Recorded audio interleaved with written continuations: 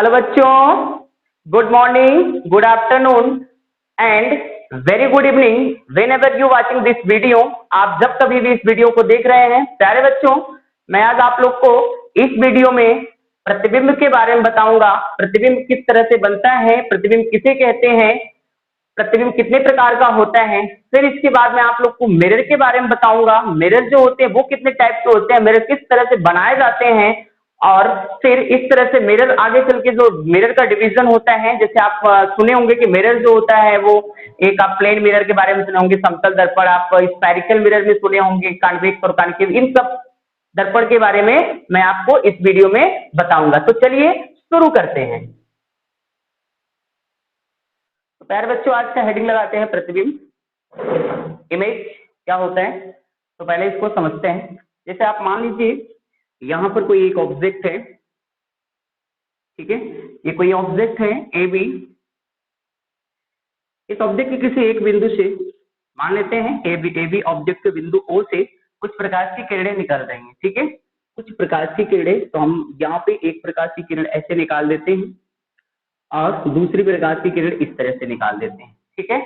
यहाँ से दो प्रकाश की किरणें क्या हो रही हैं, निकल रही हैं। कोई एक वस्तु है, इस वस्तु के किसी बिंदु से कुछ प्रकाश की किरणें निकल रही है, जिसमें मैंने यहाँ पे दो प्रकाश की किरणों को निकाला है, और ये क्या हो रही है, किसी परावर्तक तल से टकरा रही है, ठीक है। इसके पहले वाले लेक्चर में आप लोग को परावर्तक तल के बारे में बताया था। ये किरणें क्या हो रही है, किसी परावर्तक तल से टकरा रही हैं। तो यहां पर हम बना देते हैं परावर्तक तल।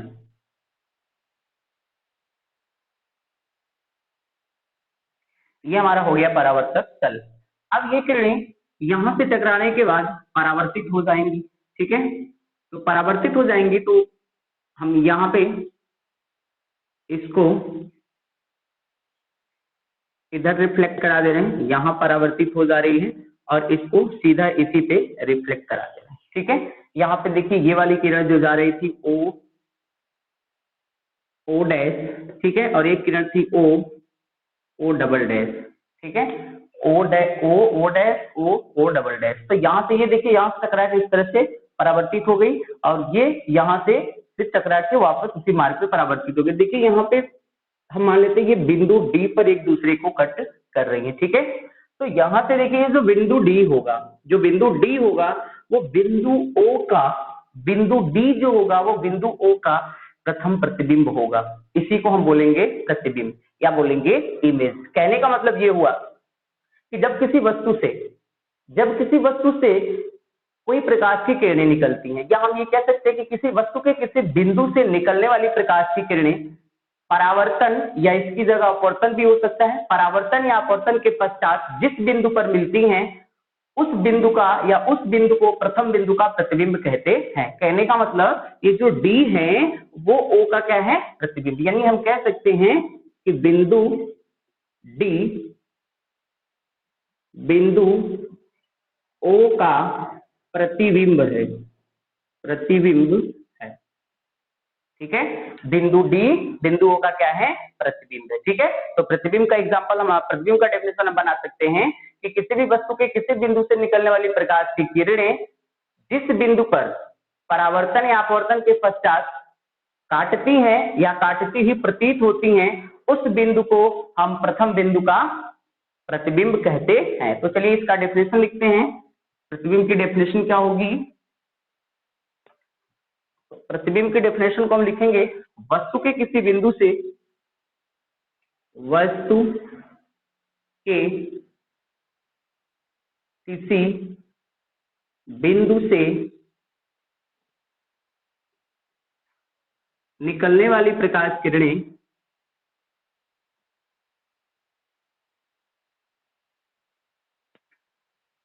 निकलने वाली प्रकाश किरणें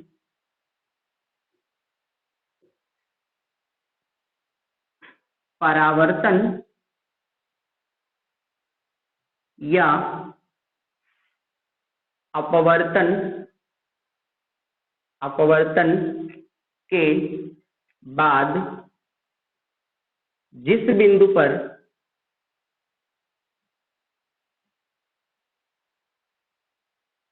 मिलती हैं या प्रतीत होती हैं, प्रतीत होती हैं, उस बिंदु को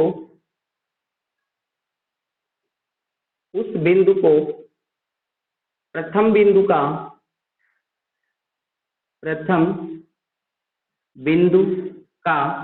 प्रतिबिंब कहते हैं।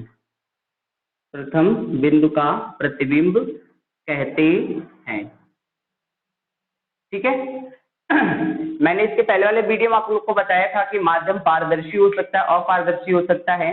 जब माध्यम पारदर्शी होता है यानी कि उसमें से प्रकाश की किरण आर पार निकल जाती है, तो प्रकाश के साथ जो घटना घटती है उसे हम अपवर्तन कहते हैं। और जब माध्यम अपारदर्शी होता है तो प्रकाश के साथ जो घटना घटती है उसे हम परावर्तन कहते हैं। ठीक है।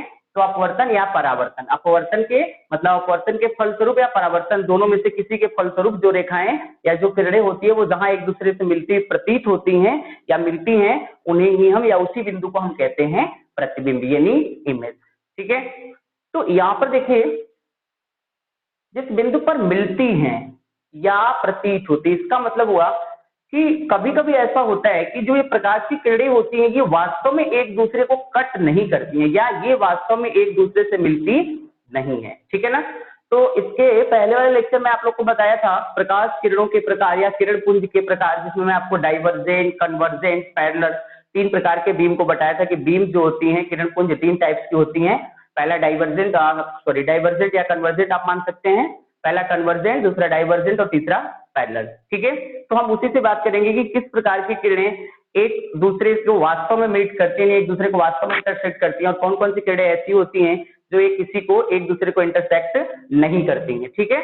तो जो वास्तव में एक दूसरे को इंटरसेक्ट करेंगी वहां पे उसके लिए हम कहेंगे कि वो वास्तव में क्या हो रही हैं, मिल रही हैं, कट कर रही हैं। और कुछ ऐसी किरणें होती हैं जो वास्तव में इंटरसेक्ट नहीं करती हैं, हमें क्या करते हैं, जस्ट इमेजिन, हम मान लेते हैं कि वो एक दूसरे को कट कर रही है। ठीक है। तो यहाँ 2 कंडीशन बन रहा है। पहला कंडीशन बन रहा है कि प्रकाश किरणें एक दूसरे को वास्तव में कट करें, और दूसरा कंडीशन बन रहा है कि प्रकाश किरणें एक दूसरे को वास्तव में कट ना करें यानी आभासी रूप से कट करें। ठीक है। तो यहाँ पे हम देख रहे हैं कि प्रतिबिंब बनने के 2 कंडीशन होने हैं, यानी प्रतिबिंब 2 प्रकार से बन रहा है। एक वो है जब प्रकाश की किरणें वास्तव में एक दूसरे को काट रही हैं, और एक वो है जब प्रकाश किरणें वास्तव में एक दूसरे को काट नहीं रही हैं। ठीक है। तो किरणों को काटने या किरणों के आधार पर हम ये कह सकते हैं कि प्रतिबिंब जो होता है वो 2 प्रकार का होता है। प्रतिबिंब जो होता है वो 2 प्रकार का होता है। पहला प्रतिबिंब तब बनेगा जब रियल रेज यानी वास्तविक किरणें एक दूसरे को कट करेंगी या वास्तव में कट करेंगी, तब वहां पे वास्तविक बनेगा यानी पहला वाला बनेगा। और दूसरा वाला जिसे हम आभासी कहते हैं या आभासी प्रतिबिंब कहते हैं, वो तब बनेगा जब रियल में एक दूसरे को कट नहीं करेंगे। ठीक है। तो यहां पर हम आगे लिख सकते हैं प्रतिबिंब 2 प्रकार के होते हैं। प्रतिबिंब 2 प्रकार के बनते हैं, 2 प्रकार के होते हैं। ठीक है। प्रतिबिंब कितने प्रकार के होते हैं, 2 प्रकार के होते हैं। पहला प्रतिबिंब आपका है नंबर 1, आप कह सकते हैं वास्तविक प्रतिबिंब। पहला आपका वास्तविक प्रतिबिंब, इसको इंग्लिश में कहते हैं रियल इमेज। Real image. दूसरा आपका जो होगा उसे बोलेंगे आभासी या काल्पनिक प्रतिबिंब। काल्पनिक प्रतिबिंब, जिसको इंग्लिश में बोलते हैं वर्चुअल इमेज। Virtual image. ठीक है। There are 2 types of image, first real image and second is virtual image.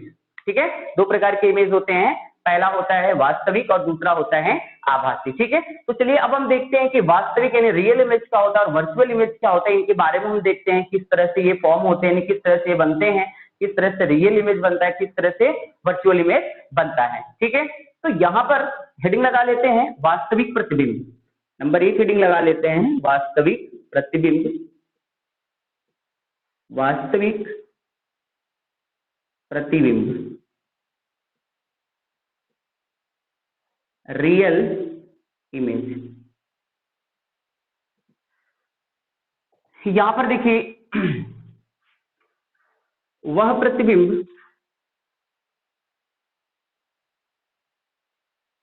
जो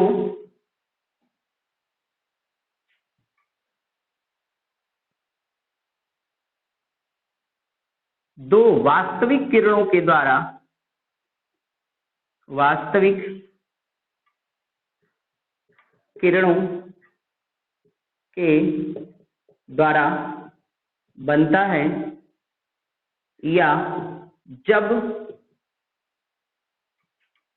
किसी वस्तु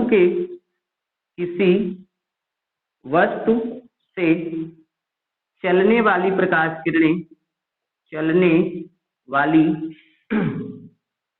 प्रकाश किरणें एक दूसरे को किसी बिंदु पर वास्तव में काटती हैं, तो बना प्रतिबिंब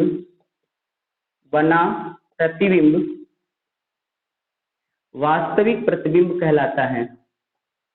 वास्तविक प्रतिबिंब कहलाता है। ठीक है, इसको आप समझ लीजिए। रियल इमेज कब बनता है? जब आपको लगे कि रियल रेज यानी वास्तविक प्रकाश की किरणें एक दूसरे को कट कर रही हैं। ठीक है, किसी बिंदु में वास्तव में कट रही, कोई एक पॉइंट हो वहां पे वास्तव में, जैसे यहां से आप मान लीजिए कि ये कोई वस्तु है। ठीक है, यहां से क्या हुआ, इस तरह से प्रकाश की किरण गई, एक इस तरह से प्रकाश की किरण गई। ठीक है, इस तरह से प्रकाश की किरण गई। ठीक, अब यहाँ पर क्या है, एक कोई ऑब्जेक्ट है, वो कैसा ऑब्जेक्ट होगा, अपारदर्शी होगा। ठीक है, अपारदर्शी, यहाँ पे टकराने के बाद क्या होगा, परावर्तित हो जाएगी। तो हम मान लेते हैं ये परावर्तित होकर इस तरह से आ गई और ये परावर्तित होकर इस तरह से चली गई। देखिए ये वाला पॉइंट जो है, यहाँ पर देखिए सारी घटनाएं रियल हो रही हैं, वास्तविक घटनाएं, सारी घटनाएं हमको दिख रही है। ये देखिए ये प्रकाश की किरण गई, यहाँ पे टकराई और ये रिटर्न हो गई, रियल इमेज यहाँ पे।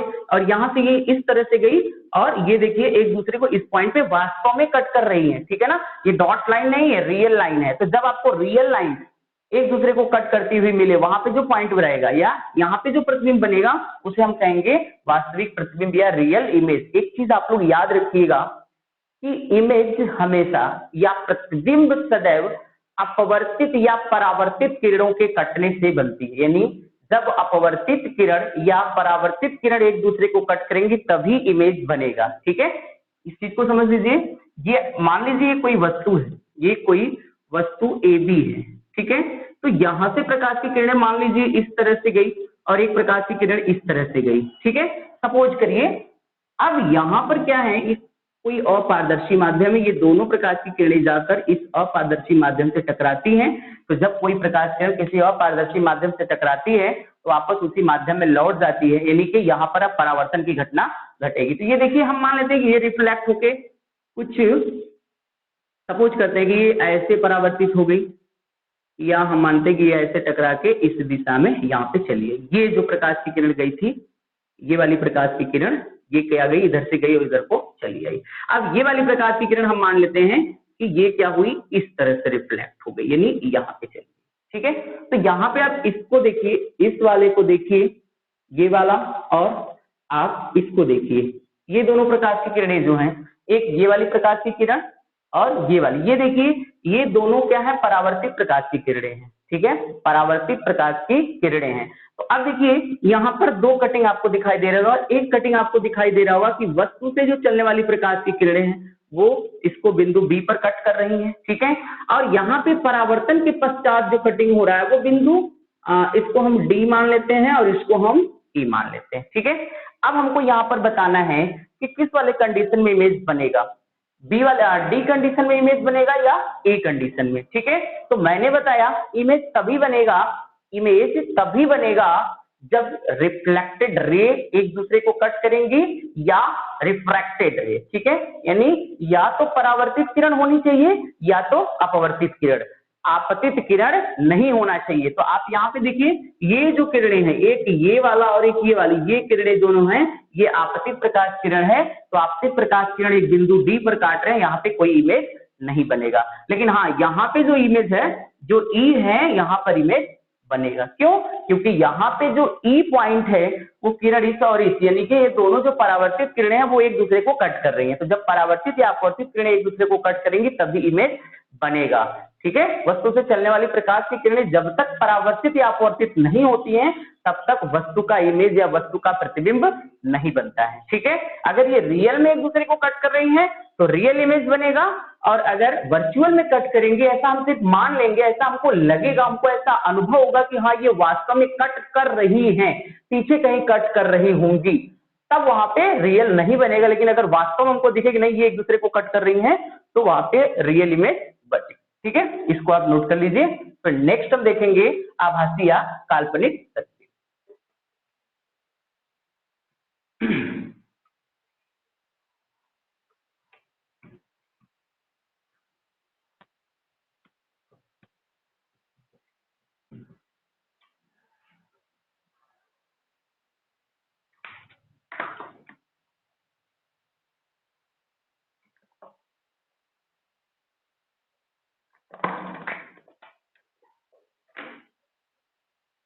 चलिए नेक्स्ट देखते हैं। अगला हमारा है वर्चुअल इमेज। वर्चुअल इमेज जिसको हम बोलते हैं आभासी प्रतिबिंब। आभासी प्रतिबिंब, वर्चुअल इमेज यानी आभासी प्रतिबिंब। तो यहां पर हम लिख सकते हैं जब किसी वस्तु के किसी बिंदु से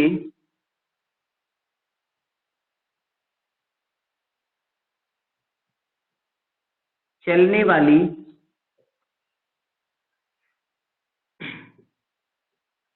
प्रकाश किरणें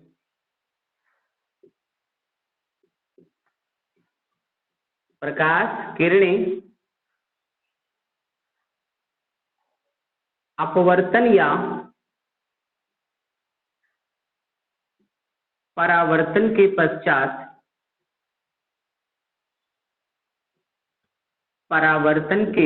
पश्चात किसी बिंदु पर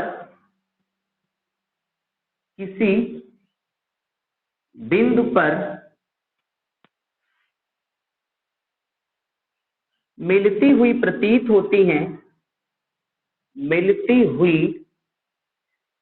होती हैं, याद रखिएगा, सिर्फ प्रतीत होती है, ऐसा वास्तव में नहीं होता है। मिलती हुई प्रतीत होती हैं तो उस बिंदु पर बने प्रतिबिंब को आभासी प्रतिबिंब कहते हैं। आभासी प्रतिबिंब कहते हैं।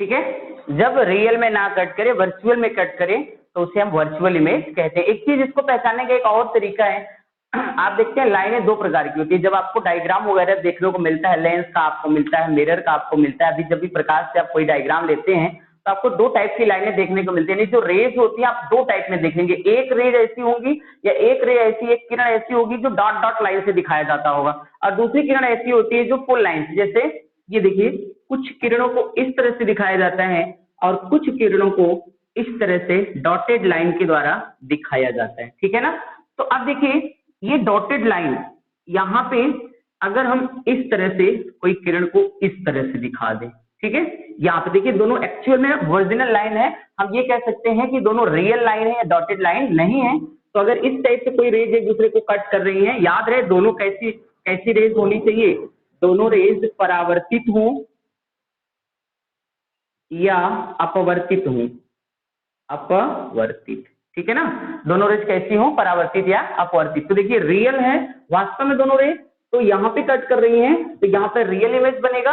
यानी हम ये कह सकते हैं कि रियल इमेज तभी बनेगा जब हमको रियल रे दिखे, यानी वास्तविक रेखा या वास्तविक किरणें दिखेंगे एक दूसरे को काटते हुए। और इसी तरह से अगर यहाँ पे हम दो रेज बना दें इस तरह से डॉटेड,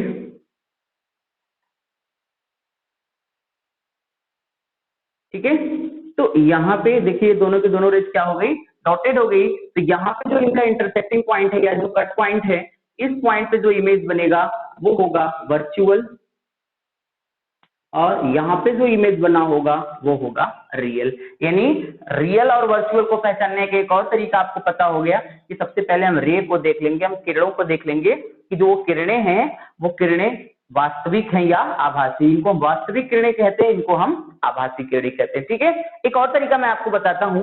अगर आप पहचान लेंगे कि ये जो बीम चल रही है, जो लाइट बीम है, जो किरण पुंज है, वो किस टाइप की है, पैरेलल है या फिर कन्वर्जेंट है या डाइवर्जेंट है, तो यहाँ पे आप दो ही चीजों को समझ सकते हैं, या दो ही किरणों के प्रकार को समझकर आप फटाक से बता सकते हैं कि यहाँ पर जो इमेज बनने वाला है या यहाँ पे जो प्रतिबिंब बनने वाला है वो रियल होगा या वर्चुअल होगा। तो आप याद करिए, मैं आप लोग को बताया था कि जो हमारी जो बीम्स होती है, लाइट बीम्स होती हैं, या हम कह दें किरण पुंज होती हैं, प्रकाश किरण पुंज होती हैं, वो तीन टाइप की होती है, जिसमें मैं पहला और दूसरा बताया था। पहला मैंने बताया था कन्वर्जेंट, दूसरा मैंने बताया था डाइवर्जेंट। इसका मतलब ये हुआ, यहाँ पे देखिए थोड़ा सा उसके बारे में चर्चा कर लेते हैं, कन्वर्जेंट और डाइवर्जेंट के बारे में, जिससे सारी चीजें यहाँ पे रियल और वर्चुअल की क्लियर हो जाए। यहाँ पे देखिए मैं एक बताया था कि एक किरण पुंज ऐसी होती है जो इस पॉइंट से निकलती है, किसी पॉइंट से निकलती है, और ये क्या होती हैं, अलग अलग डायरेक्शंस में चली जाती हैं। ठीक है, अलग अलग डायरेक्शंस में क्या होती हैं, चली जाती हैं इस टाइप से। यानी किसी एक पॉइंट से देखिए इनका ओरिजिन जो है, ओरिजिन प्लेस या ओरिजिन जो है वो क्या है, कोई एक है, और जो इनका डेस्टिनेशन है वो अलग अलग है। देखिए ये सारी की सारी किरण पुंज जो है, ये किरण पुंज क्या है, किसी एक पॉइंट से निकल रही है और वो क्या हो रही है, अलग अलग दिशाओं में जा रही है। तो जरा आप सोचिए, हम क्या करते हैं, इनको ऐसे इरेज कर देते हैं, ठीक है, इनको हम मिटा देते हैं और इनको हम इस तरह से बना देते हैं। ये इमेज को देखिए और हमको जरा आप बताइए या सोचिए, खुद से सोचिए कि क्या ये किरणें जिस दिशा में जा रही हैं, याद करिए, क्या ये किरणें जिस दिशा में जा रही हैं उस दिशा में कोई भी किरण एक दूसरे से मिलेगी। देखिए ये किरण इस तरह से जा रही है, इस डायरेक्शन में जा रही है, ये किरण इस तरह से इस डायरेक्शन में जा रही है, मतलब ये ऐसे ऐसे जाते जाते जाते क्या करेंगे, और फैल जाएंगी, कोई किसी से मिलने वाला नहीं है। ठीक है ना। अब अगर इन किरणों को हम इमेजिन करें, मान लें, कल्पना कर लें, क्योंकि इधर तो हमको कुछ नहीं पता है, अब इनको हम क्या करें, ऐसे dot dot dot dot dot dot line से दिखाएं, इसको भी डॉट डॉट कर दें, इसको भी डॉट डॉट कर दें, इसको भी डॉट डॉट कर दें और इसको भी डॉट डॉट कर दें, तो हमको एक पॉइंट हम ऐसा इमेजिन करेंगे, हम ऐसी मानेंगे, ऐसी कल्पना करेंगे कि हाँ ये किसी पॉइंट पे मिलती हुई प्रतीत हो रही है। जब हम यहाँ पे खड़े होकर इसको देखेंगे तो हमको लगेगा कि हाँ ये रेज क्या है, इस पॉइंट पे मिलती हुई प्रतीत हो रही है। ठीक है, तो अब देखिए प्रतीत हो रही है, देखिए डॉट डॉट लाइन आ गया, मतलब ये जो इमेज बनेगा वो वर्चुअल होगा, ये इमेज जो बनेगा वो वर्चुअल होगा, यानी आभासी होगा। तो जरा इसको देखिए, इसका टाइप पहचान कर बताइए कि ये कन्वर्जेंट है या डाइवर्जेंट। तो जितनी भी रेज यहाँ पे आपको दिखाई दे रही है, आप हम ये कह देंगे जो बीम होती हैं, यहाँ पे ये जो रेज दिखाई दे रही हैं, ये रेज डाइवर्जेंट है,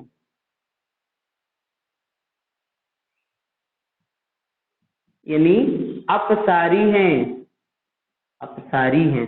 ठीक है, तो अपसारी किरण पुंज से हमेशा वर्चुअल इमेज बनता है। ठीक है, जो किरणें आपस में कहीं मिल ना सके उनको हम चाहे तो पीछे हम इसे इमेजिन कर सकते हैं कि पीछे कहीं ना कहीं एक दूसरे से मिली होंगी। ठीक है, तो यहाँ पे हम ये भी याद कर सकते हैं कि जो डाइवर्जेंट रे होती हैं वो सदैव क्या करती हैं, वर्चुअल इमेज फॉर्म करती हैं, यानी वर्चुअल इमेज बनाती हैं। जितनी भी डाइवर्जेंट रेज होती हैं या जितनी भी अपसारी किरण पुंज होते हैं या जो अपसारी किरणें होती हैं वो क्या होती हैं, वो वर्चुअल यानी आभासी प्रतिबिंब को बनाती हैं। एक चीज मैं फिर से बता रहा हूं कि याद रखिएगा, ये जो हम डाइवर्जेंट रेज देख रहे हैं, सारी की सारी डाइवर्जेंट रेज रिफ्लेक्टेड हैं, यानी परावर्तित हैं या अपवर्तित भी हो सकती हैं। ठीक है ना, ये कभी भी आपतित नहीं हो सकती। आपतित होंगी तो इमेज नहीं बनेगा, हमेशा ये क्या होंगी, परावर्तित होंगी या अपवर्तित होंगी। ठीक है, तो यहां से आपको क्लियर हो गया होगा कि जो डाइवर्जेंट रेज होती है, जब आपको डाइवर्जिंग नेचर लगे, आपको लगे कि नहीं यहाँ पे जो रेज निकले वो डाइवर्जिंग नेचर की रेज है, दो रेज ऐसे निकल के इस तरह से जा रही है,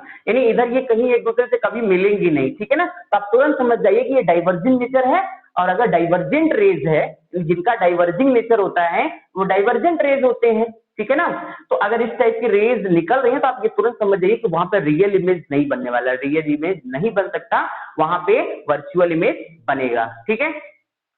अब दूसरा देखिए, दूसरे टाइप का जो बीम मैं आप लोग को बताया था, कन्वर्जेंट, कन्वर्जेंट मैंने बताया था,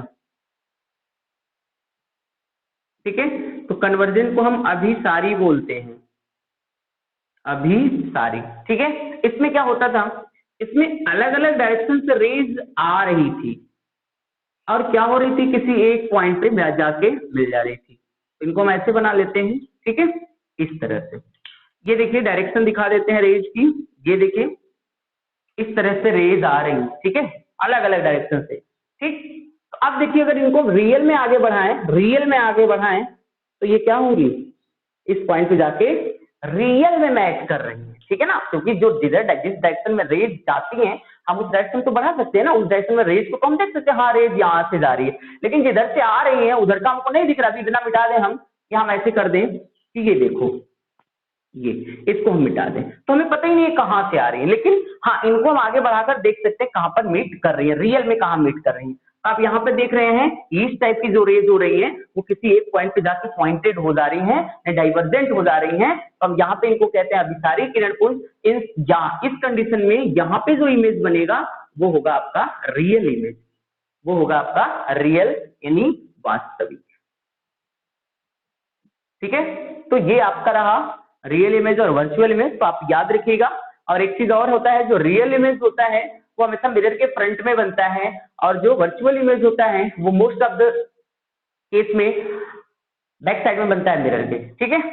चलिए नेक्स्ट देखते हैं क्या है, इसको मिटा देते हैं।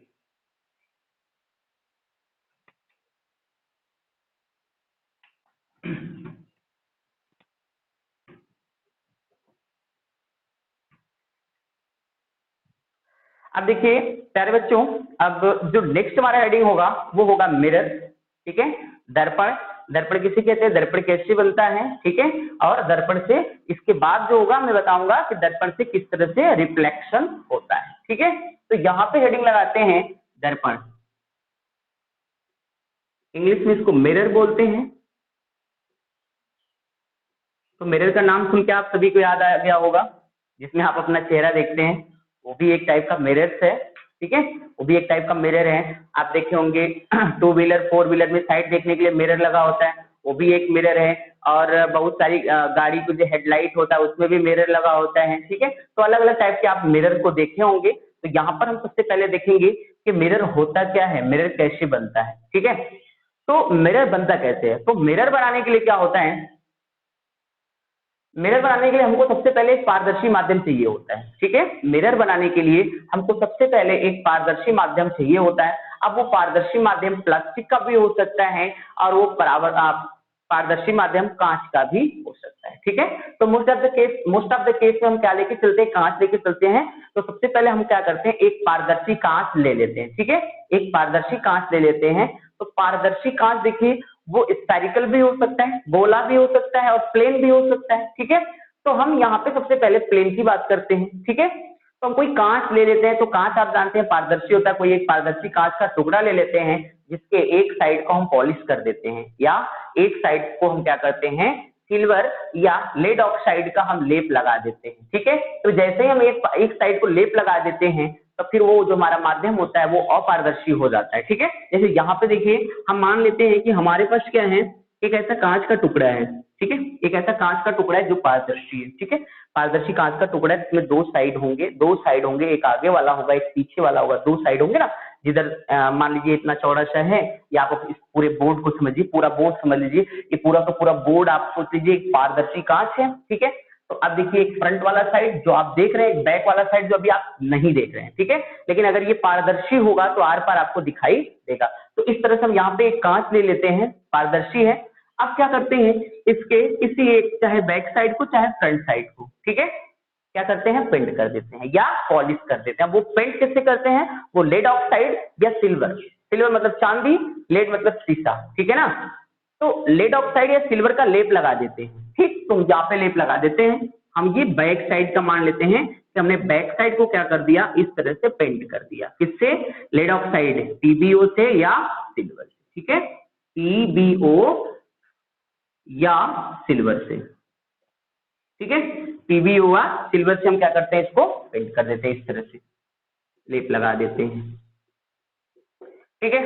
अब इसमें क्या हुआ, जैसे ही हमने पेंट किया तो एक साइड तो हमारा क्या हुआ, वैसे ही है, दूसरा साइड पेंट हो गया, ठीक है। तो हम यहाँ पे बोले, मैं अभी बोला कि बैक साइड को हमने पेंट कर दिया, तो जैसे ही हम बैक साइड को पेंट कर देंगे तो ये जो माध्यम होगा वो हो जाएगा अपारदर्शी, ठीक है। माध्यम कैसा हो जाएगा, अपारदर्शी। और कांच को आप जानते हैं एकदम प्लेन होता है, इस पे जो लाइट आएगी तो वो क्या होगी, रिफ्लेक्ट हो जाएगी, हमारा मिरर बन के तैयार। अब इसे हम कांच नहीं कहेंगे, इसे हम मिरर कहेंगे, ठीक है। तो जो मिरर होता है वो कांच के टुकड़े का अपारदर्शी माध्यम होता है, ठीक है, अपारदर्शी माध्यम होता है जिसका एक भाग या एक तल या एक साइड कलई किया होता है, या आप ये कह सकते हैं पॉलिश किया होता है या पेंट किया होता है। वो पॉलिश जो होता है वो लेड ऑक्साइड का हो सकता है या सिल्वर का हो सकता है। तो जो महंगे कांच आते हैं, महंगे मिरर्स जो आते हैं, कॉस्टली जो होते हैं, उनमें मैक्सिमम केस में हम कंपनी जो होती है जो मिरर को बनाती है, अभी जो भी मिरर जहां पर भी बनता है तो वहां पे मोस्ट ऑफ द केस में क्या होता है, सिल्वर यूज किया जाता है, ठीक है। जैसा कांच होगा अलग अलग उसका प्रकार होता है, ठीक है। तो हम यहाँ पे बात कर लेते हैं, अभी हमने देखा किस तरह से बनेगा, यानी कहने का मतलब कोई भी मिरर हमको बनाना है तो मिरर को बनाने के लिए हमको क्या चाहिए, पारदर्शी माध्यम चाहिए। और उस पारदर्शी माध्यम का जब एक भाग हम पेंट कर देंगे या कलई कर देंगे तो अब वो कांच जो होगा वो मिरर में कन्वर्ट हो जाएगा, ठीक है। तो अब हम यहाँ पे देखते हैं कि मिरर कितने टाइप का होता है। तो बच्चों मिरर जो होता है वो मेनली टू टाइप्स का होता है। मिरर जो होता है वो दो प्रकार का होता है। पहला मिरर होता है समतल दर्पण, समतल दर्पण जिसको हम बोलते हैं प्लेन मिरर, प्लेन मिरर, ठीक है। और दूसरा होता है गोलीय दर्पण, दूसरा जो होता है वो होता है गोलीय दर्पण, इसको हम लोग बोलते हैं स्फेरिकल मिरर, स्फेरिकल मिरर, ठीक है। मिरर हमारे दो टाइप के हो गए, एक हमारा हो गया प्लेन मिरर, दूसरा हो गया स्फेरिकल मिरर, ठीक है। पहला हो गया प्लेन मिरर, दूसरा हो गया स्फेरिकल मिरर, ठीक है। तो प्लेन मिरर का बहुत ज्यादा आपके सिलेबस में नहीं है, फिर भी मैं प्लेन मिरर के बारे में कुछ चीजें बता देता हूं जिसको आप लोग लर्न रखिएगा। प्लेन मिरर से ज्यादा बहुविकल्पी क्वेश्चन बनते हैं 1 नंबर के, तो प्लेन मिरर के बारे में थोड़ा सा आपको बता देता हूं, फिर इसके बाद आपको स्फेरिकल मिरर के बारे में बताता हूं। तो यहाँ पे थोड़ा सा और देख लेते हैं हम। ये जो प्लेन मिरर होता है वो ओनली वन काइंड होता है, एक ही प्रकार का होता है, इसमें कोई और प्रकार नहीं होता है, ठीक है। लेकिन जो गोलीय दर्पण होता है यानी जिसको हम स्फेरिकल मिरर बोल रहे हैं, ये आगे चल के दो पार्ट में डिवाइड हो जाता है, यानी हम इसको क्या कर सकते हैं, दो पार्ट में डिवाइड कर सकते हैं। इसका जो पहला पार्ट होगा वो कहलाएगा कॉनकेव मिरर, कॉनकेव मिरर, और दूसरा जो होगा उसको बोलेंगे कॉन्वेक्स मिरर, ठीक है। कॉनकेव मिरर को हम बोलेंगे अवतल दर्पण, अवतल दर्पण, और कॉन्वेक्स मिरर को हम बोलेंगे उत्तल दर्पण, उत्तल दर्पण, ठीक है। कॉनकेव मिरर को बोलेंगे अवतल दर्पण और कॉन्वेक्स मिरर को बोलेंगे उत्तल दर्पण, ठीक है। आगे हमको क्या करना है, उत्तल दर्पण और उत्तल दर्पण को डिटेल में पढ़ना है। हमको यहाँ पे पढ़ना है आगे कि स्फेरिकल मिरर से रिफ्लेक्शन कैसे होता है, कितने कंडीशंस होते हैं, इमेज कैसे बनता है। फिर उसमें हमको पढ़ना है कि ये जो हमारा कॉनकेव मिरर है इसमें इमेज कैसे फॉर्म होता है। फिर हमको आगे देखना है कि जो कॉन्वेक्स मिरर है उसमें किस तरह से इमेज फॉर्म होता है, यानी आगे इनके बारे में हमको डिटेल में पढ़ना है। तो चलिए यहाँ से शुरू करते हैं। सबसे पहले हेडिंग लगाते हैं प्लेन मिरर, और प्लेन मिरर में जो भी चीजें हैं उसको हम देखते हैं, ठीक है।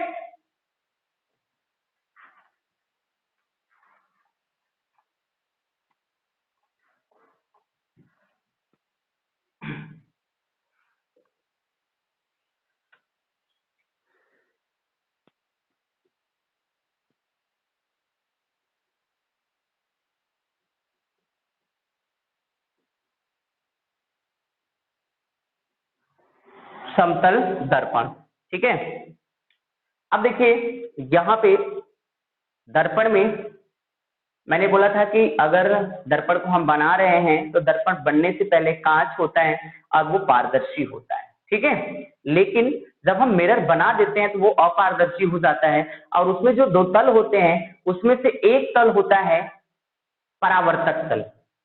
परावर्तक तल के बारे में आप लोग को बताया था, इस इंट्रोडक्शन वाला जो वीडियो बनाया था उसमें बताया था कि कौन सा परावर्तक तल होता है। परावर्तक तल के बारे में बताया था कि वह तल या ऐसा तल जिससे प्रकाश की किरणें या आपतित प्रकाश किरण टकराकर परावर्तित हो जाती है, उस तल को हम परावर्तक तल कहते हैं। और हम परावर्तक तल को कुछ इस तरह से बताए थे आपको कि ये वाला जो पीछे वाला भाग में नीचे वाला जो भाग बना, ये वाला जो भाग है ये क्या है, पेंट किया हुआ है, और ये वाला भाग वैसे ही है, और ये वाला जो भाग है इसी को हम बोलते हैं परावर्तक तल। ये वाला जो तल है उसी को हम बोलते हैं परावर्तक तल। तो हम बार बार क्या करेंगे, परावर्तक तल को लेंगे, इसको बोलते हैं रिफ्लेक्टेड प्लेन, ठीक है, या रिफ्लेक्टेड सरफेस।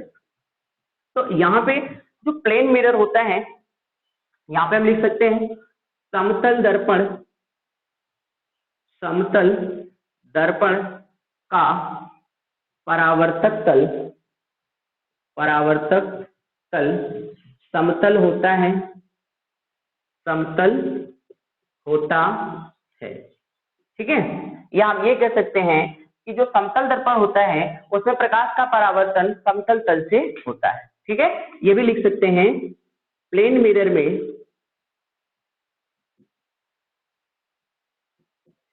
प्रकाश का परावर्तन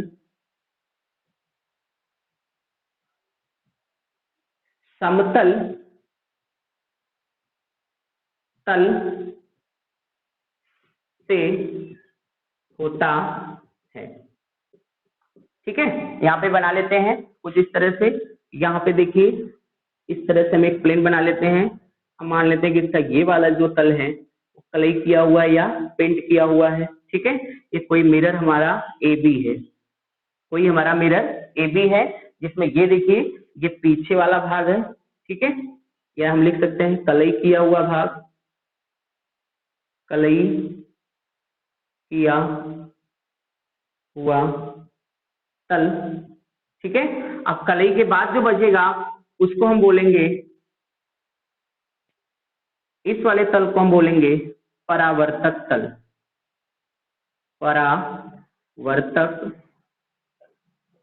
ठीक है, यानी रिफ्लेक्टिंग सरफेस, इसको बोलेंगे रिफ्लेक्टिंग सरफेस, परावर्तक तल यानी रिफ्लेक्टिंग सरफेस, ठीक है।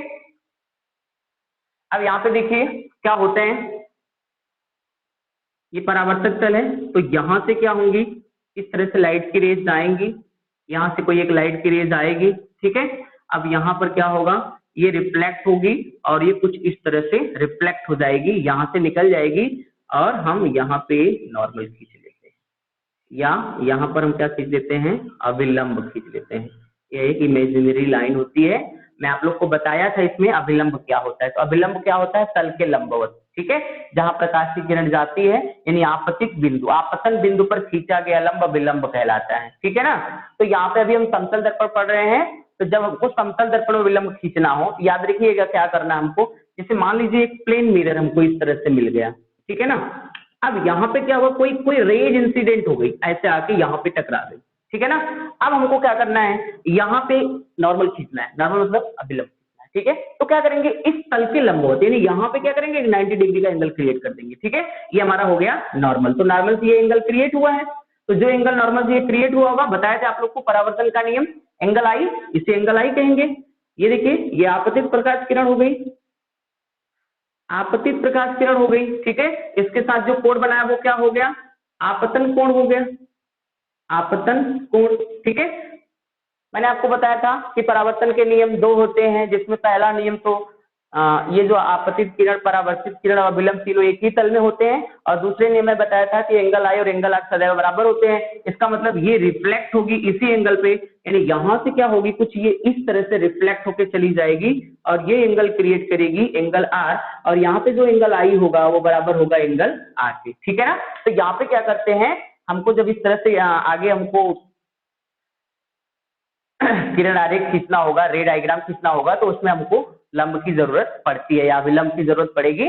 तो जब प्लेन मिरर का केस हो तो आपको कुछ नहीं करना है, जिस पॉइंट पे प्रकाश की किरण आपतित हो रही है उसी पॉइंट पे आप एक 90 अंश का कोण बनाती हुई रेखा खींच देंगे या एक परपेंडिकुलर ड्रा कर देंगे, वही आपका क्या हो जाएगा, अभिलंब। और जितने एंगल से ये आया होगा उसी एंगल से ये रेज यहाँ पे रिफ्लेक्ट होके चली जाएगी। ठीक है ना।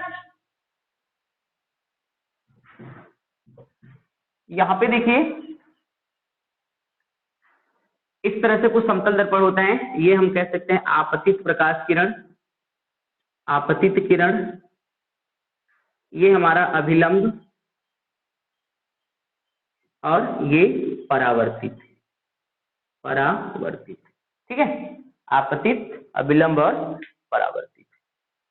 यहाँ पे कोई दिक्कत नहीं है। ठीक है, अब हम यहाँ पे इसको आप लोग नोट कर लीजिए। अब हम इसके बारे में कुछ चीजें देखेंगे कि क्या क्या चीजें इसके लिए, किस टाइप का इमेज बनता है, क्या इसकी फोकस दूरी होती है। अब देखिए यहां से एक चीज याद रखिए,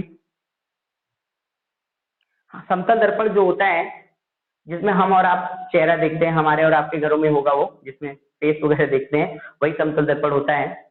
तो यहाँ पे कुछ चीजें याद रखने के लिए है, तो मैं यहाँ पे लिख रहा हूँ, आप लोग थोड़ा सा ध्यान दीजिएगा। पहला चीज है समतल दर्पण के लिए, समतल दर्पण द्वारा बना प्रतिबिंब, समतल दर्पण द्वारा बना प्रतिबिंब, बना प्रतिबिंब सदैव आभासी, सदैव कैसा होता है, आभासी होता है तथा सीधा होता है, आभासी तथा सीधा होता है। ठीक है ना। प्लेन मिरर हमेशा आभासी आभासी प्रतिबिंब बनाता है, यानी वर्चुअल इमेज बनाता है, और वर्चुअल तथा इरेक्ट, वर्चुअल तथा इरेक्ट, इरेक्ट मतलब सीधा। ठीक है ना, वर्चुअल तथा इरेक्ट, इरेक्ट मतलब सीधा। यहाँ पे समझते हैं कैसे बनाता है। तो यहाँ पे देखिए हम एक प्लेन मिरर ले लेते हैं, ठीक है, समझ लेते हैं इसको। ये हमारा प्लेन मिरर है, ठीक है, ये हमारा क्या है, प्लेन मिरर है। ठीक है, अब हम क्या करते हैं कि एक हिट यहाँ पे एक इस तरह से ये प्रकाश की किरण ला देते हैं, आपतित प्रकाश की किरण है। ठीक है, तो अब इसके लिए क्या करेंगे, यहाँ पे हम परपेंडिकुलर ड्रा करेंगे। ठीक है ना, परपेंडिकुलर ड्रा करेंगे। ठीक है, तो यहाँ के लिए मैंने बोला ऐसे एक यहाँ पे 90 डिग्री का एंगल बना देंगे, यहाँ पे अभिलंब हमारा हो गया। ठीक है, ये वाली रेज क्या करेगी, यहाँ से इतना ही एंगल बना के निकल जाएगी।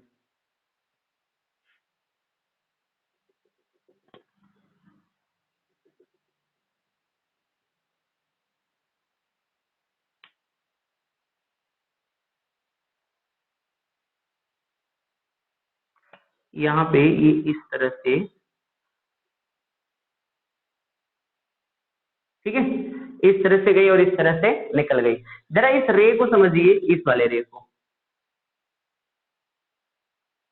डायरेक्शन ये है इसका, ये डायरेक्शन है। इस रे को समझकर बताइए ये रे कैसी है, ये किरण कैसे हैं, ये दोनों जो किरणें हैं उनका क्या नेचर है, डाइवर्जेंट है या कन्वर्जेंट है। इनका नेचर आप देख रहे हैं डाइवर्जेंट है, यानी अपसारी है, इनकी प्रकृति अपसारी है। तो मैं अभी बताया कि अपसारी प्रकृति की जो किरणें होती हैं वो हमेशा आभासी प्रतिबिंब बनाती, मतलब ये कहीं मिलेंगी ही नहीं, ये कहाँ मिलेंगी। ठीक है ना, तो इसका मतलब ये हुआ कि ये कंफर्म हो गया, क्योंकि यहाँ पे देखिए जो भी रेज हमको मिल रही है सभी सभी की सभी डाइवर्जेंट रेज मिले। तो डाइवर्जेंट रेज ऐसे हैं, इस तरह से जा रही, कभी नहीं मिलेगी, लेकिन पीछे हम चाहे तो मिला सकते हैं। ठीक है ना, तो इसलिए यहाँ पर बना हुआ प्रतिबिंब सदैव कैसा होता है, आभासी होता है और सीधा होता है। ठीक है ना, इस चीज को याद रखिएगा। नंबर 2,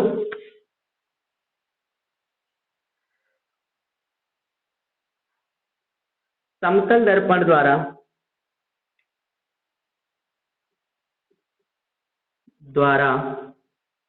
बना प्रतिबिंब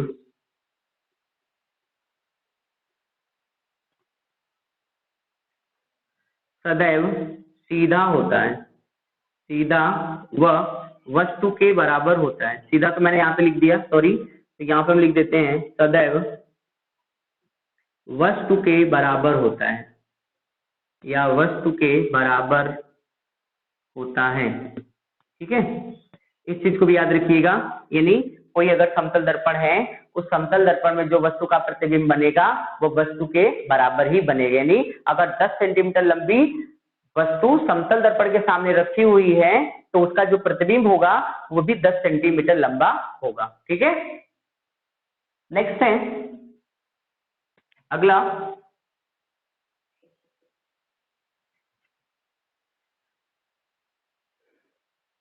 किसी वस्तु का पूरा प्रतिबिंब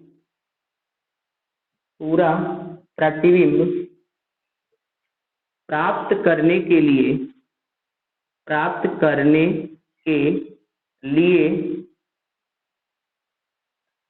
समतल दर्पण की लंबाई, वस्तु की लंबाई, समतल दर्पण की लंबाई कम से कम वस्तु की लंबाई की आधी होनी चाहिए।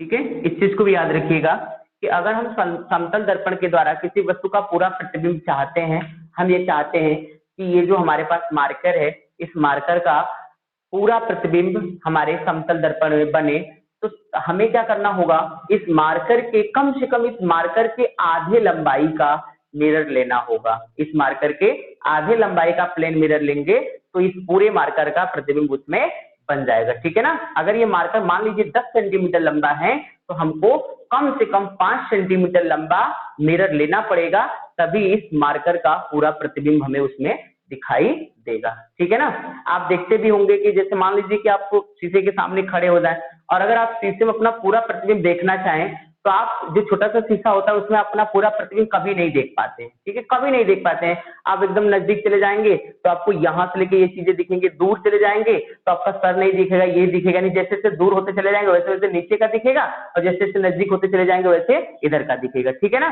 तो यहाँ पे इस चीज को याद रखिएगा कि अगर हमको किसी वस्तु का पूरा प्रतिबिंब प्राप्त करना है तो फिर उसमें क्या होगा, उसके लिए हमें वस्तु की लंबाई की आधी लंबाई का समतल दर्पण लेना पड़ेगा। ठीक है, नेक्स्ट है और लास्ट है इसमें,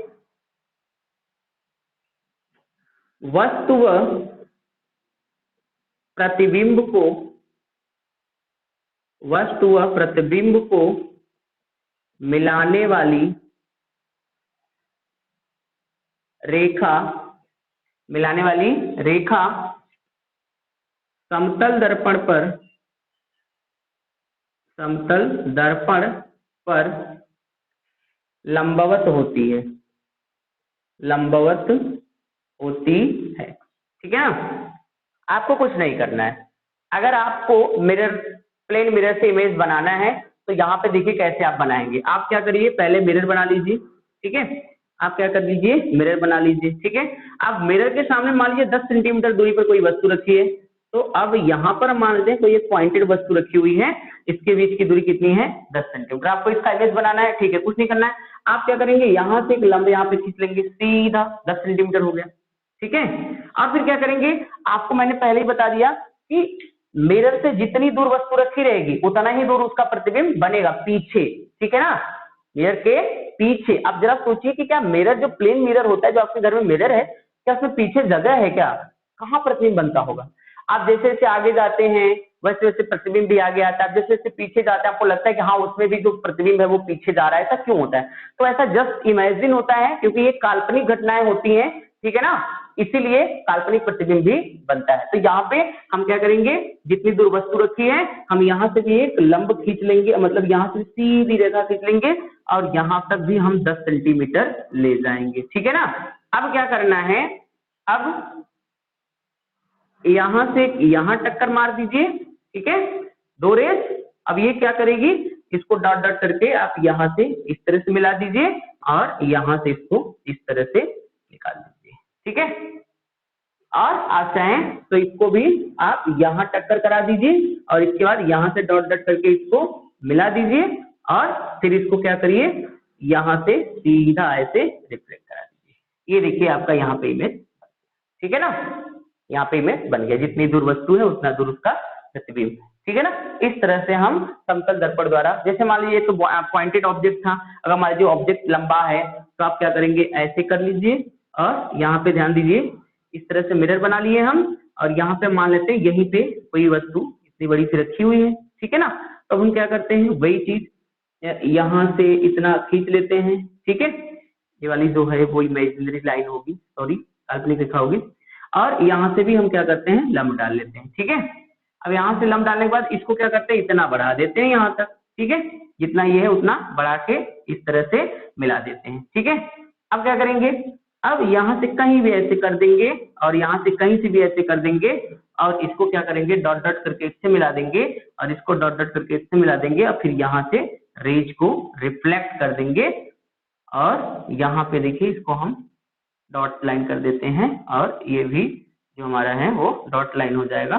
यानी ये जो हमारा है, अगर ये ए बी है तो यहाँ पर भी हमको ए बी ही दिखाई देगा, ठीक है। अगर यहाँ ए है तो यहाँ पर भी हमको ए ही दिखाई देगा। तो इस तरह से क्या करते हैं, हम प्लेन मिरर के द्वारा इमेज को बना लेते हैं। जब भी हमको मिले, कभी भी आ जाए बनाने के लिए, तो सीधा प्लेन मिरर बनाइए और उससे जितनी दूरी पर वस्तु को कहे उतनी दूरी पर रख दीजिए और फिर उतनी ही दूरी पीछे लंब खींच लीजिए और वहां पर इस तरह से आप रिफ्लेक्शन करा दीजिए, ठीक है। तो इसके लिए आप लिख सकते हैं कि समतल दर्पण के सामने जितनी दूरी पर वस्तु रखी होती है उतनी ही दूरी पर प्रतिबिंब किंतु दर्पण के पीछे बनता है, ठीक है।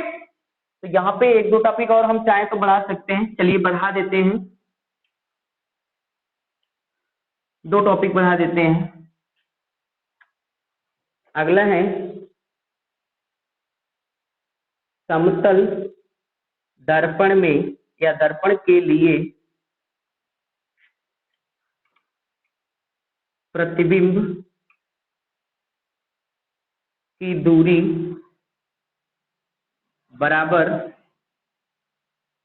वस्तु की दूरी, वस्तु की दूरी, ठीक है। तो प्रतिबिंब की दूरी को हम क्या लिखते थे, याद करिए, प्रतिबिंब की दूरी को हम क्या लिखते थे, v लिखते थे, v इक्वल टू यू। यानी ये सदैव होता है, हमेशा होता है, v बराबर u। समतल दर्पण के लिए v की जगह u, u की जगह v भी रख सकते हैं, ठीक है।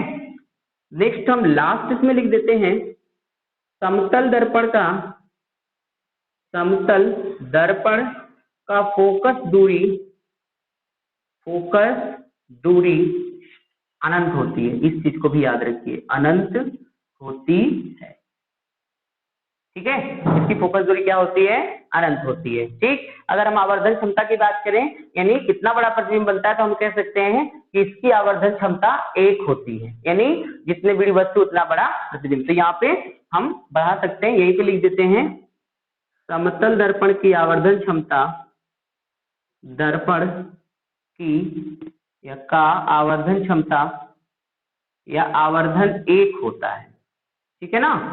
सदैव क्या होता है, 1 होता है। 1 होने का मतलब है कि जितनी बड़ी वस्तु है आपका प्रतिबिंब भी उतना ही बड़ा बनेगा, ठीक है। नोट कर लीजिए इसको।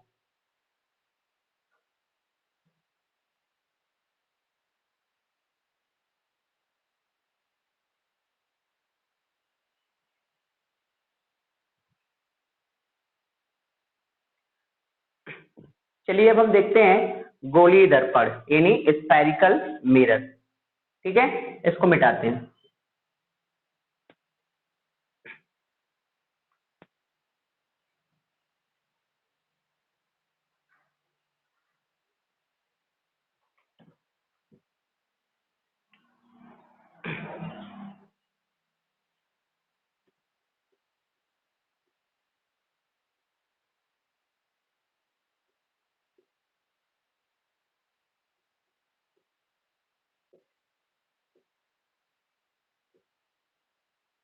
स्फेरिकल मिरर यानी गोलीय दर्पण, ठीक है। तो गोलीय दर्पण के लिए आप डेफिनेशन बना सकते हैं कि वह दर्पण जिसका परावर्तक तल वक्राकार होता है या गोल होता है उसे गोलीय दर्पण कहते हैं। ठीक है, तो हम सबसे पहले यहाँ पर देखेंगे कि गोलीय दर्पण को किस तरह से बनाया जाता है। ठीक है, तो यहाँ पर देखिए गोलीय दर्पण बनाने के लिए सबसे पहले हम क्या करते हैं, एक स्फेरिकल मतलब गोला, ठीक है, एक स्फेयर जैसा बने, गोला जैसे बॉल होता है आपका, बॉल खेलने वाला जो बॉल होता है वो स्फेयर होता है। ठीक है ना, आप ये मत समझिए कि ये सर्किल है, ये वृत्त नहीं, हम कोई स्फेयर की बात कर रहे हैं, हम गोले की बात कर रहे हैं। ठीक है, तो सबसे पहले क्या किया जाता है, एक कांच का गोला ले लिया जाता है जो पारदर्शी होता है। ठीक है, जैसे आप एडिशन द्वारा खोजे गए बल्ब को भी देख सकते हो, थोड़ा सा आप राउंड शेप में आपको मिलेगा, स्फेरिकल शेप में मिलेगा, तो कुछ इस तरह का कांच ले लेते हैं और इसके बाद क्या करते हैं, इसके कहीं से भी इसको हम कट कर देते हैं। हम मान लेते हैं कि इसको यहां से कट कर देते हैं, ठीक है, ऐसे कट कर देते हैं, या इसको हम यहां से भी कट कर सकते हैं। ठीक है, इसको हम यहां से भी कट कर सकते हैं। ठीक है, इसको हम यहां से भी कट कर सकते हैं, नहीं कहीं से भी इसको क्या करते हैं, कट करते हैं। तो चाहे जिस कंडीशन में चाहे जैसे कट करेंगे, तो आप इमेजिन कर सकते हैं कि आपको कुछ ऐसा शेप मिलेगा, ऐसा शेप मिल सकता है। ठीक है, मिलेगा, ऐसा शेप मिलेगा आपको, चाहे जहां से आप कट करेंगे आपको ऐसा ही शेप मिलेगा, यानी आपको कर्व शेप मिलेगा, वक्राकार आपको एक शेप मिलेगा। ठीक है ना, आप क्या करते हैं, अब इसके बाद अभी भी ये माध्यम दोनों क्या है, पारदर्शी, क्योंकि ये कांच पारदर्शी था। अब क्या करते हैं, एक बार इसको क्या करते हैं, बाहर की तरफ पेंट करते हैं, बाहर की तरफ इसको पॉलिश कर देते हैं। एक बार इसको हम बाहर की ओर पॉलिश कर देते हैं, एक टाइप का बन गया, और एक बार हम क्या करते हैं, अंदर की तरफ पॉलिश कर देते हैं, नहीं पॉलिश करने का तरीका बदल देते हैं, पहले वाले में अंदर पॉलिश कर देते हैं और दूसरे वाले में बाहर पॉलिश कर देते हैं। ठीक है ना, तो ये देखिए, ये जो दोनों तल हुए, ये दोनों जो तल हुए, ये कैसे तल हुए, पॉलिश किए हुए तल हैं। ठीक है ना, ये दोनों कैसे हैं, पॉलिश, या हम बोल देंगे कलई, कलई किया हुआ तल। ठीक है ना, कलई किया हुआ तल। लेकिन यहाँ पे देखिए ये जो है, ये कलई नहीं किया गया है, इसको हम बोलेंगे परावर्तक तल, परावर्तक तल, यानी प्रकाश का जो परावर्तन होगा वो इस वाले तल से होगा। ठीक है, ये रिफ्लेक्टिंग सरफेस हो गया, इसमें देखिए रिफ्लेक्टिंग सरफेस ये होगा, इसको बोलेंगे परावर्तक तल। ठीक है, इनको जरा ध्यान से आप देखिए, ध्यान से आप देखेंगे तो आपको यहाँ पे देखने को मिलेगा कि एक मिरर हमारा, एक स्फेरिकल मिरर ऐसा है जिसका परावर्तक तल बाहर की ओर उभरा हुआ है। देखिए ये शेप है, ये देखिए बाहर की ओर क्या हुआ है, उभरा हुआ है। ठीक है, और एक ऐसा हमारा स्फेरिकल मिरर है जिसका परावर्तक तल यानी रिफ्लेक्टिंग सरफेस जो है वो अंदर की ओर घुसा हुआ है। ठीक है ना, अंदर की ओर घुसा हुआ है। ठीक है, तो यहाँ पर जो स्फेरिकल मिरर को हमने दो टाइप में डिवाइड किया था, पहले को हमने बोला था कॉन्केव, दूसरे को मैंने बोला था कॉन्वेक्स, यानी कॉन्केव मिरर और कॉन्वेक्स मिरर। तो कॉन्केव और कॉन्वेक्स को हम पहचानने के लिए हमको ये पहचानना होगा कि जो रिफ्लेक्टिंग सरफेस है वो बाहर की ओर उभरा हुआ है या अंदर की ओर धंसा हुआ है। ठीक है ना, यानी जो परावर्तक तल है वो अंदर की ओर धंसा हुआ है या बाहर की ओर उभरा हुआ है। ठीक है, तो यहाँ पे एक में हम देख रहे हैं कि बाहर की ओर उभरा हुआ है और दूसरे में हम देख रहे हैं कि अंदर की ओर धंसा हुआ है। तो जिसमें परावर्तक तल या वह दर्पण जिसका परावर्तक तल अंदर की ओर धंसा हुआ है और प्रकाश का परावर्तन अंदर की ओर या दबे हुए भाग से होता है, उसे हम कहते हैं कॉन्केव मिरर। कॉन्केव मिरर यानी अवतल दर्पण, अवतल दर्पण। ठीक है, ये हमारा अवतल दर्पण हो गया कॉन्केव। कॉन्केव, केव के मतलब गुफा, तो देखिए ये गुफा जैसा बन रहा है, यानी हम ये भी कह सकते हैं कि प्रकाश का जो परावर्तन हो रहा है वो गुफा वाली साइड से हो रहा है। ठीक है ना, क्योंकि आपको पता है कि जिधर पॉलिश नहीं उधर तो परावर्तन होना नहीं है, परावर्तन किधर से होगा, जिधर पॉलिश नहीं हुआ, जो चिकनी चमकदार सतह है उधर से परावर्तन होगा। तो यहाँ पर देखिए, इसके लिए हम कह सकते हैं कि वह दर्पण जिसमें प्रकाश का परावर्तन उभरे हुए भाग से होता है उसे हम कहते हैं कॉन्वेक्स मिरर। कॉन्वेक्स मिरर, उत्तल दर्पण। ठीक है, तो इस तरह से क्या होता है, स्फेरिकल मिरर बनता है, और स्फेरिकल मिरर को फिर फर्दर हम क्या करते हैं, टू पार्ट में डिवाइड कर देते हैं। जो पहला पार्ट होता है जिसमें हम क्या करते हैं, जो हमारा अंदर वाला भाग होता है, पहला पार्ट होता है अंदर वाला भाग हम छोड़ देते हैं, जो झुका वाला भाग होता है उसको छोड़ देते हैं, उभरे हुए भाग को पॉलिश कर देते हैं। तो जब उभरे हुए भाग पे पॉलिश हो और दबे हुए भाग से प्रकाश का परावर्तन हो, तो ऐसे मिरर को हम कॉन्केव मिरर यानी अवतल दर्पण कहेंगे। और वह दर्पण या ऐसा दर्पण जिसमें पॉलिश जो है वो दबे हुए भाग में हो और जो प्रकाश का परावर्तन वो उभरे भाग से हो तो उसे हम कॉन्वेक्स मिरर या उत्तल दर्पण कहते हैं। ठीक है, चलिए इसका डेफिनेशन बना लेते हैं, इसको आप लोग बना लीजिएगा।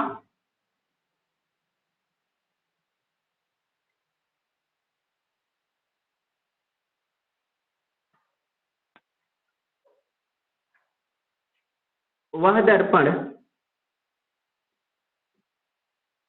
जिसका परावर्तक तल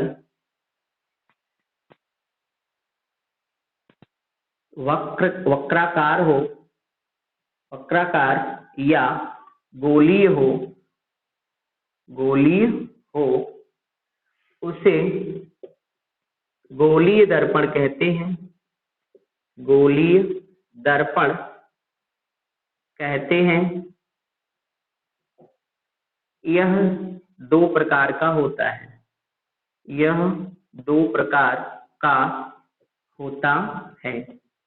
ठीक है, फटाफट लिख देते हैं। पहला कॉनकेव मिरर जिसको हम अवतल दर्पण बोलते हैं। अवतल दर्पण वह दर्पण जिसमें प्रकाश का परावर्तन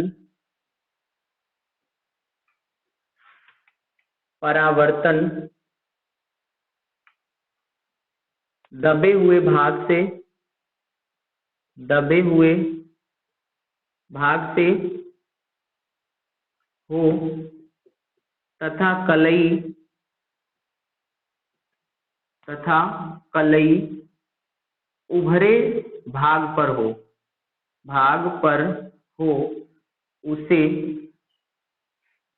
अवतल दर्पण कहते हैं। अवतल दर्पण कहते हैं। ठीक है, इसके लिए देखिए अवतल दर्पण के लिए हम ऐसा बना सकते हैं। ये हमारा हो गया, ये आपका हो गया कॉनकेव मिरर। ठीक है, ये आपका हो गया कॉनकेव मिरर। इसमें ये वाला जो ये है ये पॉलिश वाला है और ये जो है वो रिफ्लेक्टिंग है,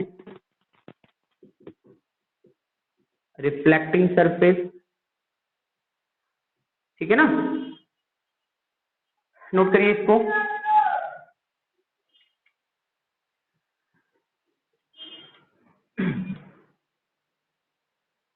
नेक्स्ट हमारा आएगा कॉन्वेक्स मिरर, दूसरा कॉन्वेक्स मिरर। ठीक है, इसको बोलते हैं उत्तल दर्पण, इसको बोलते हैं उत्तल दर्पण। तो उत्तल दर्पण में क्या होता है, वह दर्पण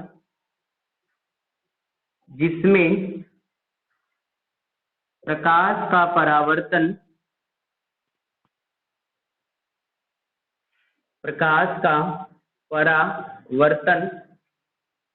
उभरे हुए भाग से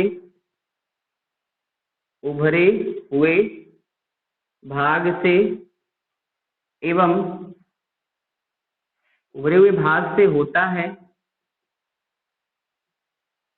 एवं कलई दबे हुए भाग पर हो उसे उत्तल दर्पण कहते हैं। ठीक है, यहाँ पे हम क्या करते हैं, बना देते हैं उत्तल दर्पण का। यहाँ पे देखिए दबे हुए भाग को हमने क्या कर दिया, पॉलिश कर दिया, और ये वाला भाग रिफ्लेक्टिंग सरफेस। तो यहाँ पे इसको हम बोल देंगे रिफ्लेक्टिंग सरफेस है, RS रिफ्लेक्टिंग सरफेस, और ये जो है वो पॉलिश सरफेस है यानी PS, पॉलिश सरफेस यानी PS है। ठीक है, और कैसा मिरर है ये, कॉन्वेक्स मिरर है। ये कैसा मिरर है, कॉन्वेक्स मिरर। ठीक है ना, यहाँ पे इसको आप नोट कर लीजिए। तो प्यारे बच्चों, वीडियो बहुत लंबा हो रहा है तो आज के लिए बस इतना ही। अब आगे हम क्या करेंगे, नेक्स्ट वाले वीडियो में मैं आप लोग को बताऊंगा कि ये जो कॉन्वेक्स मिरर और कॉनकेव मिरर हैं इनसे प्रकाश यानी लाइट का जो रिफ्लेक्शन होता है वो किस टाइप से होता है, कितने कंडीशंस होते हैं, इमेज कैसे बनता है, इन सब चीजों के बारे में हम नेक्स्ट वीडियो में बात करते हैं।